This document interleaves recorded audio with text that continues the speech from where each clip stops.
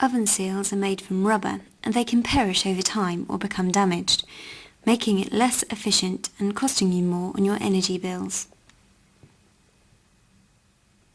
Before you start any work on your appliance, always make sure it is disconnected from the main supply.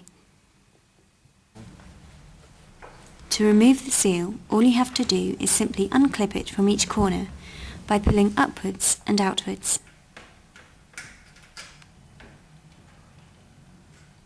As you can see, the seal is held in place by a small metal hook on each corner.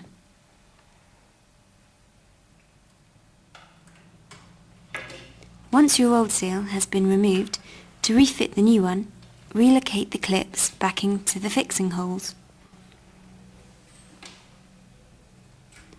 Remember, it is always best to buy genuine parts, and you can find and purchase this part and many others, together with accessories, on our website.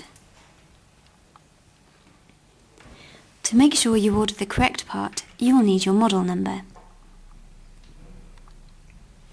You will find your model number usually on a sticker on the inside of the main oven.